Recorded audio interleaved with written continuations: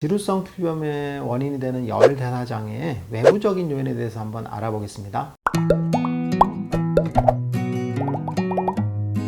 지루성 피부염의 원인이 되는 열 대사장애 외부적 요인은 무엇이 있나요? 지루성 피부염의 원인이 되는 열 대사장애에 대해서 이야기했는데요. 열 대사장애라는 건 이제 우리 몸에 열이 생기는 거죠. 그래서 그 열이 상체로만 올라가는 상태, 그런 병리적인 상태를 열 대사장애라고 하죠.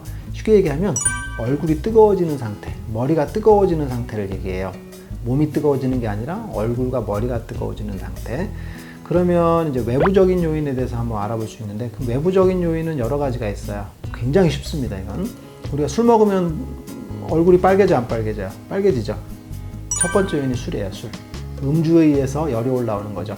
예전에도 얘기했지만 음주에 의해서 그 술의 알코올이 대사되는 과정 내에서 대사산물이 있는데 그게 염증 반응을 일으키거든요. 그래서 피부염 자체를 악화시키는 작용을 해요. 또 하나는 이제 술을 먹으면 뜨거워지죠. 그래서 피부 자체에 열이 생겨요. 그로 인해서 염증 반응이 생긴다고 볼 수 있어요. 그래서 첫 번째는 술. 두 번째는 이제 더운 환경 혹은 이런 것들이죠. 뭐냐면 지루성 피부염에서 열 대사장애라고 했지만 열이 생기는 건 더운 환경에서 열이 생겨요. 마치 장마철에 더운 곳에 있잖아요. 그러면 피부 자체가 꿉꿉해지고 염증이 잘 생기도록 뜨거워지죠. 그런 상태가 되면 이제 피부염이 더 심해지는 그런 거라고 볼 수 있어요. 제 환자분 중에 최근에 이제 치료하는 경우가 있었는데 치료가 너무 잘 되고 있었어요. 근데 갑자기 어느 날 피부가 너무 악화됐어요. 그래서 물어봤어요. 왜 그러세요? 그랬더니 환자분이 잘 모르겠대요. 그래서 제가 물어봤죠. 그분이 운동을 좋아하시거든요. 그래서 축구하셨나요? 그랬더니 축구를 했대요. 뭐냐면 외부적인 요인이라는 건 이제 평상시에 잘 조절이 되다가 악화인자를 만나게 되는데, 이제 요즘같이 더운 6월에 30도를 넘는 낮에 축구를 한 거죠. 그럼 어떻게 될까요? 땀이 뻘뻘 나겠죠. 그러면 피부가 뜨거워지겠죠. 햇빛도 받고. 그러면서 염증 반응이 생기는 거죠. 그래서 피부염이 뻥 터지는 겁니다. 그래서 지루성 피부염은 굉장히 급속도로 퍼지게 돼 있어요. 그래서 열 대사장애 중 외부적인 요인은 더운 환경, 두 번째는 더운 환경이라고 볼 수 있어요.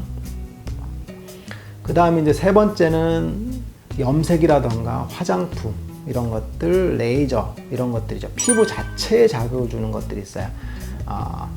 지루성 피부염의 발생 원인 중에서 제가 꼽는 의학적인 의인성 요인 중에 첫 번째는 레이저 치료예요. 뭐냐면 레이저를 하게 되면 레이저 자체가 이제 우드 세라피라고 해서 피부 자체에 열을 내는 거거든요. 빵 하고 화상을 입히는 거예요. 그래서 레이저 광선 자체가 피부 속으로 들어가서 열을 내는 거거든요. 그래서 피부 자체보다는 속에서 염증을 일으키는 경우가 많아요. 그래서 지루성 피부염에 소인이 있는 상태에서 레이저 치료를 받게 되면 피부가 뜨거워져요. 확 하고. 그러면서 화상을 입는 거죠.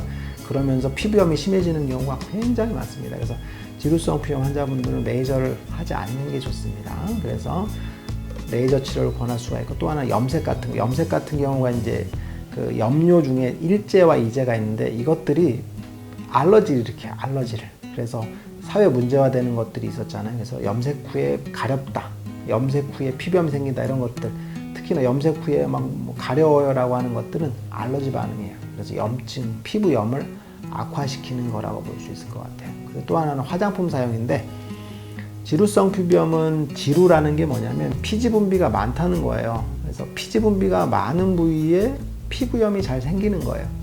그럼 피지 분비라는 게 뭐예요? 기름이잖아요. 그죠? 지방산이거든요. 그러면 화장품을 지루성 피부염 있는 분들이 많이 바르게 되면 어떻게 되냐면, 화장품이라는 건 뭐냐면 기름과 물을 섞는 거거든요. 그럼 화장품이라는 건 기름이에요. 기름, 오일 성분이거든요. 유성 성분과 수성 성분을 섞는 게 화장품인데, 화장품을 많이 바르게 되면 유성 성분도 당연히 많이 들어가게 돼 있어요.